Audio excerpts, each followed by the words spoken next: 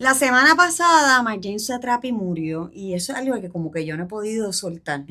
Y yo no soy una super fan de Satrapi, tampoco soy una experta de su obra, pero hay algo que llevo dándole cabeza por varios días porque yo pienso que hay libros que funcionan como puertas, así como Alicia en el País de las Maravillas.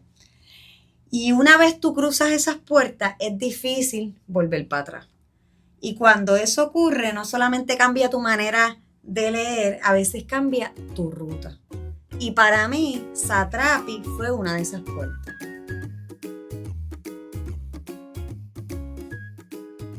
Yo soy Mel y esto es Leer sin Drama, un espacio para madres, maestras, mediadoras y lectoras como tú que quieren acercarse a los libros con más curiosidad y con mucho menos drama. La semana pasada arrancamos esta nueva temporada hablando de las conversaciones que nos forman. Y hoy quiero seguir explorando esa idea desde otro lugar. Porque hay conversaciones que nos forman, pero también hay libros que nos forman. Y algunos se quedan viviendo con nosotras para siempre. Para hablar de uno de esos libros, hoy me acompaña Heidi, una queridísima colega, lectora y compañera de libros. Gracias por estar aquí. Hola Mel, gracias por tenerme aquí y vamos a hablar sobre estos libros puertas. Yo veo que tú trajiste hoy toda tu colección de Satrapi, que es mucho más nutrida que la mía. Pero yo creo que para hablar de Satrapi hay que empezar por Persépolis. Estoy de acuerdo. Hay que empezar por Persépolis y me gustaría saber qué hizo Persépolis contigo. Ok, de entrada, vamos. ¿Cómo llegaste a Persépolis? Justo en el 2007, que entiendo que sale la película, yo estaba armando mis maletas y me estaba viendo a Argentina. Y no fue hasta varios años después, yo diría como para el 2011, que estoy allá en Argentina, ya años como que en una búsqueda, y tomé una decisión de tomar más tiempo para mí, una búsqueda de un poco alto lo académico, un poco, ¿verdad? Reformulándome muchas cosas. Y ahí, ok, vamos a empezar a explorar por disfrute propio. Y de momento alguien me dice, mira, yo tengo algo que te puede gustar. Y de momento llega a mí la edición completa, digitalizada de Persepolis. Tomo uno y tomo dos. Y dije, cara, mire qué interesante. Recuerdo haber escuchado la película, nunca había visto el libro. Pero no había visto la película. En ese momento no había visto la película todavía. Pues mira, tú sabes que yo descubrí a Satrapi después. Yo llegué a Persépolis como en el 2014. ¿Ok? Así que qué lindo hablar de eso porque yo siento como librera que muchas veces las personas están buscando las novedades y me encanta saber que llegamos a Persépolis después de que fuera una novedad. Es una lectura que por lo menos para mí, una vez empecé no la podía soltar. Por suerte estaba en un momento donde pues uno se puede ir a una plaza a leer, uno puede leer en transporte público, uno busca sus momentos. Y la verdad es que me pude realmente zambullir en la lectura. Y una de las cosas que realmente más me atrapó es dentro de, ¿verdad? Mi ruta lectora, había muchos libros, ¿verdad? Pues impuestos, uno que lee en la escuela, uno lee en la universidad, y a veces tenía pocos espacios para, pues, yo elegir. Y pues muchas veces como que en el canon tradicional, pues vemos a muchos niños héroes. Y de momento como que este libro, una mujer que escribe, que ilustra, que tengo ¿verdad? Lo vemos desde niña. O sea, una niña protagonista con su, ¿verdad? Con sus virtudes, con sus defectos, bien vulnerable, y fue bien refrescante como que sentir, yo también estaba viviendo en otro país, en una búsqueda, y fue como que conecté.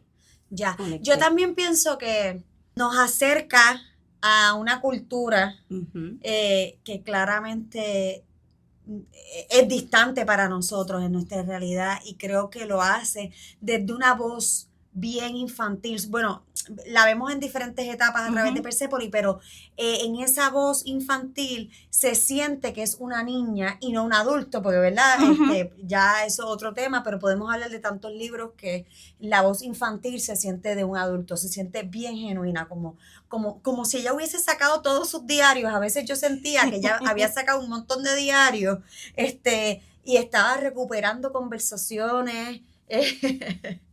Como yo me imaginaba como ella recuperando conversaciones con la abuela. Sí, un libro en ese sentido, sí, una mirada nostálgica. Y fíjate, nostálgica quizás a la niña que fue, a la mujer que se convirtió, ¿verdad? Y después... Y fíjate, en aquel entonces cuando yo la descubrí, y me pasó lo mismo que a ti, yo la descubrí fuera de Puerto Rico, yo vivía en España y también estaba en un momento de disfrutar bibliotecas, disfrutar plazas públicas, transporte, leía en todos lados. Ahí fue que entonces después de leer Persépolis quise devorarme toda la obra de ella. Fui primero con Pollo con Ciruela, después me fui con Bordado, pero en ese momento yo más que acercarme a una cultura que no conocía para nada, aunque yo estaba con un mapa, yo estaba tratando de entender la historia de Irán, yo estaba tratando de moverme con ella a través de todo lo que iba sucediendo. Yo creo que también, como tú dices, yo me vi reflejada desde la niñez, desde estas inquietudes que uno tiene, pero tal vez desde una voz que yo a lo mejor no necesariamente pude vocalizar cosas, pude decir en voz alta y ella las decía con total libertad. No, uno dice como que, claro, dice, wow, ¿dónde estaba este mapa cuando yo era más joven? Toda esa, ¿verdad? Esa rebeldía, esa valentía y ese miedo, volvemos, porque si en ese sentido uno se siente como que wow, una cultura pues diferente, compleja, que obviamente pues también cómo se nos fue filtrada, pues también, ¿verdad? Es una conversación puede ser delicada, pero, ¿verdad? Este blanco y negro que hasta cierto punto uno, ¿verdad? Cada uno lo lee de su perspectiva, lo pinta con su propia paleta de colores. Yo creo que eso es lo que permite que al ser tan específico, que viene tan cargado de tradición, de cultura, como quiera, uno siente... uno se ve reflejado y uno siente pues, los temas universales, que para mí lo hacen un clásico. Y de hecho muchas veces en estos clásicos uno llega primero a la película, no siempre, ¿verdad? Pero uno llega primero a la película y después llega el cómic. Y yo cuando descubrí Persépolis no sabía que estaba la película. Después como me obsesioné tanto con Satrapi, encontré la película. Y recientemente la volví a ver, o sea, se murió Satrapi y me he puesto a escuchar todos los episodios que han salido de ella, me puse a releer Persépolis, me puse a leer Bordados de nuevo, me puse a ver la película y me puse a ver la película con el libro y empiezo a dialogar y empiezo a ver cosas que yo no vi antes. Y empiezo a buscar escenas que yo tenía bien marcadas y no las encuentro por ningún lado, ¿verdad? Y por eso vuelvo a traer aquí cómo tú eres una lectora en un momento y unas cosas te atraviesan y luego tú sigues cambiando como lectora porque pasaste esa puerta precisamente y esa puerta te fue transformando. Yo entré al mundo de los cómics y yo descubrí un montón de cómics. Yo me acuerdo estar caminando.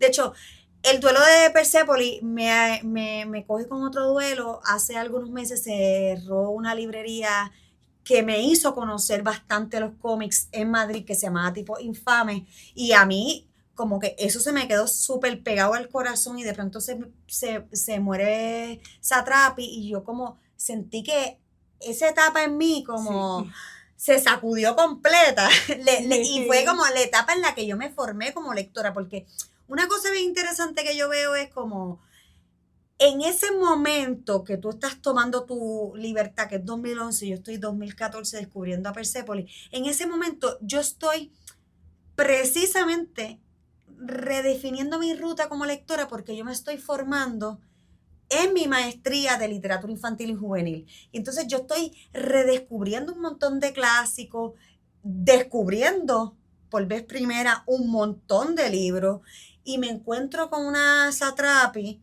y me atravesó completa, así como, o sea, yo siempre decía, en mi librería yo tengo que tener a Satrapi y hace como un año la empecé a traer. Yo no había vuelto a leer Persépolis desde ese entonces. ¿Tú la habías vuelto a leer? Pues mira, ahora que lo trae, esta cuestión de también de agarrar un libro y retomarlo en otro momento de tu vida, a mí me encanta. Y la oportunidad que tuve, no tan solo con Persépolis, sino como estás hablando de los cómics en general, fue una experiencia que tuve hace poco como maestra de inglés.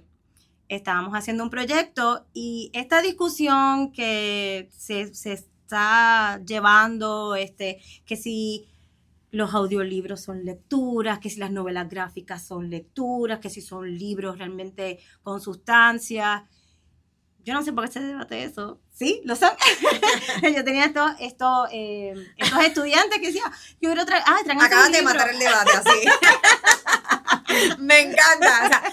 O sea, pasando páginas. Y porque tenía muchos jóvenes que es verdad que pues también el mundo ha cambiado de la manera en que ellos, uno como joven, o sea, como nosotras vivimos y fuimos marcados en nuestra juventud, no es la misma manera que ellos la atraviesan. Entonces, como que pues las novelas gráficas, los cómics, las películas, porque claro, una de las cosas que a mí me encanta de Persépolis es antes de ver la película, cómo se siente así ese teatro, luces y sombras, expresionismo así alemán y como quiera ver en la pantalla, es como que wow. Que me encanta la novela gráfica por ese elemento cinematográfico. Te había comentado que era leer y el cine para mí. Y entonces la novela gráfica es para mí un junte espectacular. Pero fíjate, a mí me dio otra dimensión, porque hasta antes de Persépolis yo solamente pensaba que en los cómics las historietas eran, aparte de Mafalda, ¿verdad? Que siempre ha sido otra cuestión histórica. Yo pensaba que era Superman, yo pensaba que era Marvel. Sí, sí. Y cuando yo llegué, por eso es que a mí me vuela tanto la cabeza, porque cuando yo llego a Persépolis, yo después llegué a otro autor que me gusta mucho, que se llama Guy Delis, que es periodista. Eso me abrió ese mundo, así como que yo no me imaginaba que yo podía aprender historia a través de un cómic. Eso fue lo que a mí me voló la cabeza. Algo tan pesado, algo como hablamos, tanta tradición, cultura, tan genuino, tan crudo, sí, totalmente. O sea, yo me acuerdo que yo fui a la biblioteca y yo pedí un mapa. Y yo dije, yo me tiré con Persépolis y pedí el mapa y estoy desplegándome ahí. Y después, ¿cómo yo salgo de este mapa? Espérate. Así. No salga, sigue explorando. No, me deja que la biblioteca cerrada. Mira, pues, ¿qué pasa? Pues yo sé que están en ese plan de ellos, ¿verdad? Como lectores, y había que hacer un proyecto. Y yo, pues, ¿saben qué? Ok, vamos a hacer una unidad de novelas gráficas y vamos a hacer el proyecto final, va a ser, ustedes van a hacer como si fuese una propuesta, someter una propuesta a la editorial de su novela gráfica. Pero entonces, pues, les llevo un montón de libros y entre ellos les llevé Persépolis y fue algo que realmente le tiré, estaba todo el piso lleno de salón de todos distintos tipos de cómics y novelas gráficas y ahí, y el verlos a ellos escribir sus diálogos, verlos levantar sus historias en este formato y ellos hasta un poco, en algunos pues se fueron bien personal y hacer esa catarsis y ver todo ese proceso, es como que es eso, me vi yo leyendo Persépolis por primera vez, verlos a ellos descubrir y ver el poder de este formato. Pero ellos las leyeron o simplemente el libro les provocó escribir, pero no necesariamente se adentraron en la... No se adentraron, ellos fueron viendo para inspiración, pero sí, algunos en su hora de almuerzo se iban al salón y sí, tienen los libritos por ahí y algunos pues sí, se sentaron a leer, pero ya por cuenta propia. Pero entonces ahí sí fue que retomé otra vez como que, wow, qué bueno que esto puede significar para ellos lo que significó para mí, vamos a retomar. Y no tan solo retomar, ahí sí que fue que dije, vamos a buscarme el libro. De ella. De ella. Ya, ok, o sea que la adquisición de los libros de ella fue reciente. Sí. Tú descubriste a Satrapi, leíste Persepolis y viste la película y ya. Quedó ahí. Y quedó ahí. Ya. Como el libro ahí. Pero sí, después que lo retomo con los estudiantes, dije, tengo que ver qué más hay. No, pues fíjate, yo creo que lo mío fue al revés, lo mío fue, como te decía, yo la descubrí, me devoré todo lo que encontré de ella, estaba, o sea, porque yo sí soy así, como cuando un autor me atraviesa, yo necesito que me acompañe un rato en esa etapa. Por ejemplo, a mí me pasó eso con Roald Dahl, yo en un momento dije, o sea, la obra de Roald Dahl es mucho más vasta, y en un momento dije, okay, tengo que parar, pero con Satrapi me pasó como, descubrí esas 4 obras, en ese entonces en Madrid habían hecho un mapa de librerías, y empezó la movida del cómic, estaba cogiendo bastante fuerza, y habían festivales de cómics y yo empecé a ir a los cómics, a descubrir cómics. Y recuerdo que la persona que provocó esto fue Satrapi y hablo de ella como si nos conociéramos, pero es que hasta cierto punto sí. Sí, o sea, cruzamos una puerta. Y bien interesante porque todos estos días yo estaba viendo un montón de fotos de ella, y es que yo no la conozco de nada porque es que yo no sabía ni la cara de ella. Digo, la había visto en Persepolis porque ella está ahí autorreflejada, pero algo de ella habitaba en mí. Una voz y más allá de su voz, porque yo creo que no solamente por ser mujer, claro, por ser mujer sí, pero no solamente por ser mujer, es como hablaban de ella en estos días y decía como, es que el blanco y negro parece muy, muy sencillo, pero a la misma vez hay una complejidad ahí, como una simplicidad en su narrativa también, que es una simplicidad pero no sencilla, ¿sabes? Uh-huh. Una simplicidad como... Yo diría más bien minimalismo. Como no forzada, es como una voz bien natural, como una narrativa bien fluida, que mucha falta que hace, vamos. Pues sí, pues siempre para mí, yo me obsesioné con su obra, seguí con ella y ya, nunca más, la tenía en mi biblioteca, recordaba, siempre la tenía ahí, como que la miraba, pero ya la leí, como que ya me sacié de ella. Pues fíjate, pues mi ruta, que fue diferente, pero me gustó.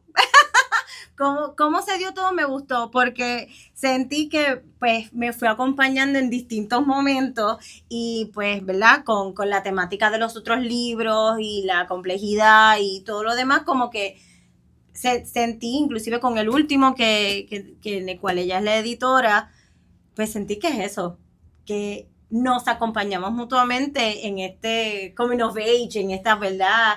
Ese despertar, ese descubrirse, después como que adultez, pues una mujer más madura, después la otra obra poética y acá como que hasta como mentora de estas nuevas voces y generaciones, ¿verdad? Como editora, ese ciclo y es como que pues, y yo pues tratando, ¿verdad? Obviamente sin comparar, pero siendo quizás pues mentora maestra de estos jóvenes lectores, ¿verdad? Y sí, tratando yo creo que es una cosa bien linda porque tú dices, más allá de ser mentora, es como tú compartiste un pedacito de ti con ellos llevando tus libros y ya con eso, y lo compartiste tal vez como lectora, no como mentora, sino como lectora, y ya con eso provocaste que algunos quisieran ir a leerlos por su cuenta. Entonces yo creo que eso es bien poderoso, sobre todo en esta época que estamos buscando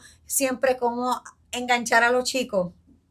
Compartámonos como lectores, precisamente de eso va esta temporada de vamos a hablar sobre estas conversaciones que nos forman, no solamente las conversaciones, sino las lecturas que nos forman, porque yo creo que eso es parte de formar a los lectores, ¿no? Como de compartir esto. Oye, quiero volver a esa escena que a mí me marcó, porque yo digo que yo me sacié de ella, pero yo siempre la tuve bien presente. Por alguna razón yo siempre hacía referencia a ella y a esta escena que estoy buscando por todos lados y no encuentro, y la veo en la película, no la veo en la película, no la veo en el libro, y es el momento en el que ella sale en el carro, que se deja de la última pareja y sale en el carro, pero sale bien rápido esta escena en la película, y yo la tenía marcada con un momento de liberación bien brutal, y siempre le he citado, hasta en mi psicóloga la cito, le habla a la gente como que, ay, yo me sentí en ese momento como Persépolis en la escena del carro, y busco la escena y no está. Y justo en estos días estaba leyendo un libro de John Klassen que se llama La Calavera, y él estaba diciendo que él escribió ese libro. ¿Tú lo leíste? Sí. Está en mi biblioteca, sí. Pues yo no lo había leído, y ahora pues Klassen se acaba de llevar este premio, y dije, tengo que sentarme a leer este libro. Y justo al final dice, pues yo tuve que escribir este libro porque fue un libro que leí, se me quedó habitando, es un libro folclórico, y todo el año que estuve pensando en el libro tenía el final como bien, lo recordaba bien clarito que había pasado así. Y cuando regreso al libro, que tuvo que hacer toda la investigación para llegar al libro, el final era totalmente diferente. Como la vida misma. Como la vida misma. Entonces yo creo que también, eso habla mucho también de uno como lector, y me encanta que él se abriera al final con esa nota de autor, porque se está compartiendo también como lector, como que me pasó esto, yo me quedé pensando en esto. Entonces yo lo conectaba todo, o sea, y yo estaba desesperadamente en esos días buscando esta escena de...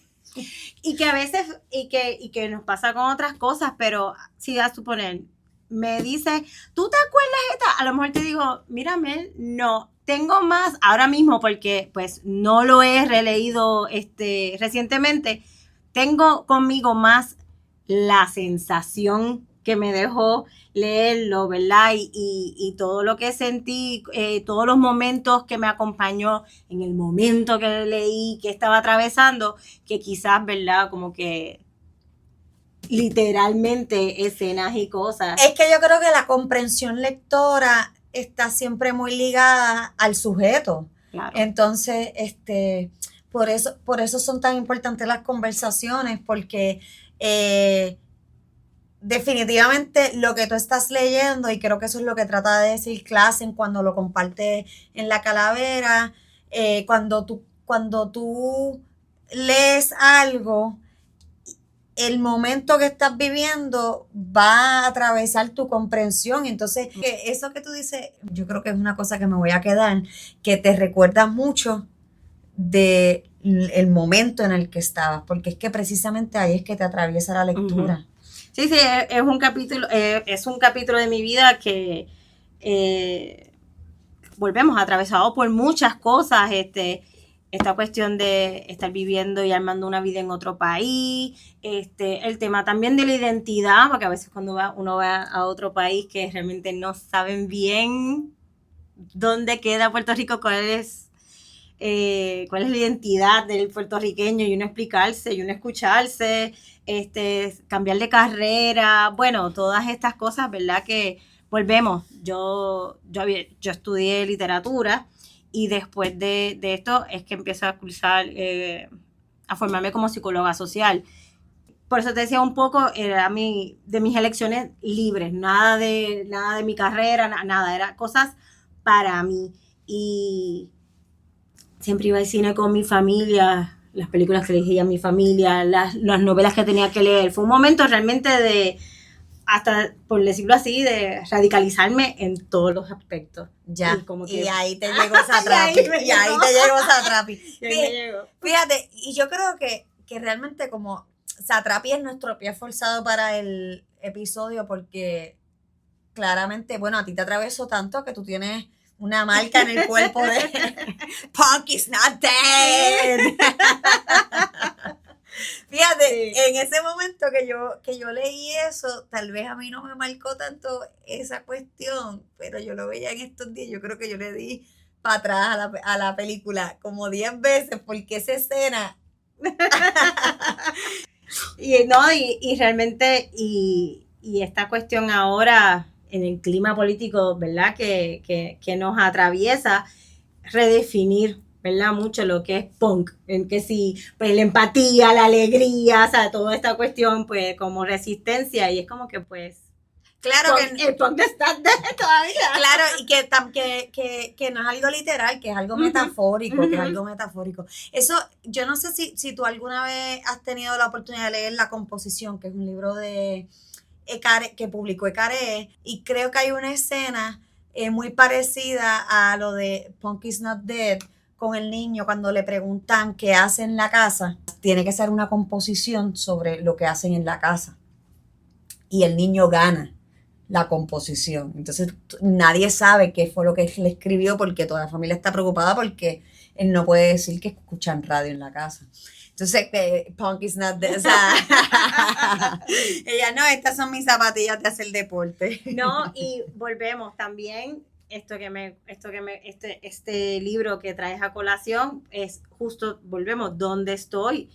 Estoy en Argentina, que también tiene su historia, allá pues, también estuve pues muy envuelta en el activismo, inclusive en causas por Palestina, ¿sabes? Que tú estabas hablando también lo del mapa. Yo estaba haciendo, para ese entonces, antes, una maestría en estudios clásicos, o que yo tenía un poco visualizado el mapa, siempre estuve rodeada de gente que le encantaba la historia y me podía arrojar luz, y que también como que hasta políticamente, ¿sabes? Me atravesó con también todo lo que estaba viviendo y con todo lo que estaba pasando, que sigue pasando. Así que se siente siempre presente. Yo creo que así como que ella definió, ella marcó muchas rutas, no solamente la de nosotras. Totalmente, y volvemos. Yo sé que se habla mucho de marcar también darle legitimidad al formato. Sí, porque más allá que no te adentres o que quizás no estés tan conectado con toda la complejidad cultural. Yo creo que Persepolis o sea, la muerte de Satrapi me lleva a pensar que siempre hay libros que tú disfrutas, siempre hay libros que te marcan y siempre hay libros que se quedan contigo. Y yo creo que Persepolis es un libro que se queda conmigo. O sea, como no hay vuelta atrás en ese camino. Como lo descubrí en el 2014, va a marcar mi etapa, esa ruta en particular que también te marcó a ti en el 2011. Y Persepolis está conmigo para siempre. Bueno, conmigo también, literalmente. Para referencia pueden escribirle a Heidi. Súper agradecida de que quisieras conversar conmigo porque la verdad es que creo que es importante que sigamos compartiendo estas conversaciones que tú y yo hemos tenido fuera del aire, pero que sigamos compartiendo estas conversaciones porque estas conversaciones son las que nos forman también. Y insisto, hay libros que tú te disfrutas y ya lo cerraste y a lo mejor no lo vuelves a leer, no te vuelves a acordar de ese libro ni nada, pero hay libros que se quedan contigo y yo creo que esos libros hay que compartirlos más. Y esta cuestión también de que hemos tenido conversaciones y no obstante no fue ahora que nos dimos cuenta lo conectadas que estamos. Claro, es que eso es lo lindo, esa es la magia, como yo creo que siempre uno hablando de libros va a compartir intimidades que no suele compartir de otra forma y hemos hablado de Argentina, hemos hablado de España, pero nunca íbamos a llegar a esto. Wow, estábamos pasando por el mismo momento, no en el mismo año, pero por el mismo momento, más o menos en la misma época, pero no el mismo año. Yo creo que eso es lindo. Oye, antes de irnos, yo me quedé también pensando mucho porque tristemente lo que ha comunicado la familia es que Satrapi murió por tristeza. Uh-huh. El esposo murió el año pasado y dicen las personas más allegadas a ella que nunca se recuperó, nunca volvió a ser la misma tras esa muerte. Y no sé, conectando también, seguimos haciendo las conexiones. Yo siempre recuerdo un poema que mi papá me enseñó cuando yo estaba en 6º grado, que se llama La niña de Guatemala, que escribió José Martí. Es un amor no correspondido, o sea, es una historia diferente, pero es una niña que se murió de tristeza por amor. Entonces, como que me encanta porque uno sigue haciendo conexiones en esas rutas y entonces siempre vuelvo como a mi papá con los libros, o sea, de alguna manera siempre vuelvo a donde mi papá y mi papá me enseñó este poema y me hace pensar en José Martí, que es de Cuba, ella es de Irán. Yo me quedé más interno, yo me recordé del libro de ella, Pollo con ciruela. ¡Wow! Que pues también él muere de melancolía por no tener su instrumento. Es como que, pues, no pasión, no arte, como que, puff. Y pues yo creo que ella también, en ese sentido, volvemos. Pues su compañero de vida, el contexto, ¿verdad? De su país y todo, fue como que último suspiro y ya. Sí. Quizás a lo mejor ella ya sabía cuál era su destino del día.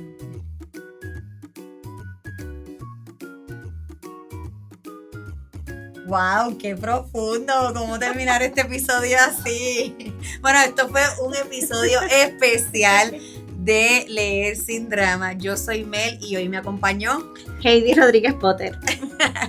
Hasta la próxima. Esto es Leer Sin Drama, una conversación desde Leo Libros.